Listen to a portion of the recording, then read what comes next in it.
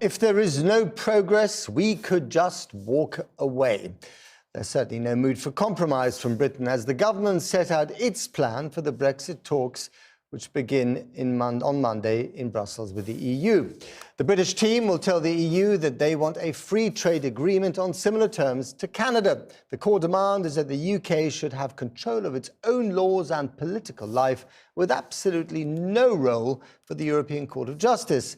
And they threaten that if a broad outline of a deal isn't clear by June, they could walk out and focus solely on getting ready for Britain's exit from the transition at the end of this year.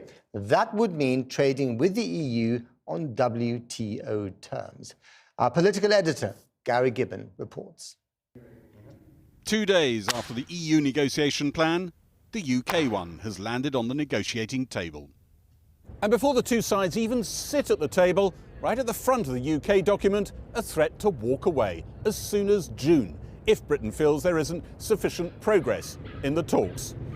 At the heart of the disagreement between these two outlooks, European Union concern that post-Brexit, Britain could start producing goods on the cheap, maybe even with state aid. Europe doesn't want a giant competitor on its doorstep, and repeatedly in here makes reference to wanting a level playing field. There are 13 mentions of that phrase in here, not one in here. The whole objective of doing what we're doing is so the UK can do things differently and better. But the crucial thing for our friends and partners to understand is that we don't. This is a great country with the highest possible standards for the environment, for animal welfare, for social protection, for workers' rights. Of course, we're not going to engage in some race to the bottom. The UK document repeatedly says it wants the EU to do for Britain what it did in trade deals with Japan, South Korea and Canada, in full knowledge that the EU sees it very differently and wants to make sure that if Britain diverges big time from EU rules, it gets punished big time in terms of trade restrictions and tariffs. Trade talks are normally all about moving closer to each other's way of doing things. This one is about giving Britain the power to do things differently. So they are miles apart. They know they'll need to compromise, but they're not really sure what that compromise looks like because their future, that divergence, isn't so clear. Whereas traditionally in trade negotiations, you know what you're aiming for. Throughout the process, the EU has said, we can give you a deal like Canada, it's just we're going to ask more of you. And then it's fine if the UK says, well, that's not fair, that's not fair. To be honest, the EU don't care if it's fair or not. They've made their mind up.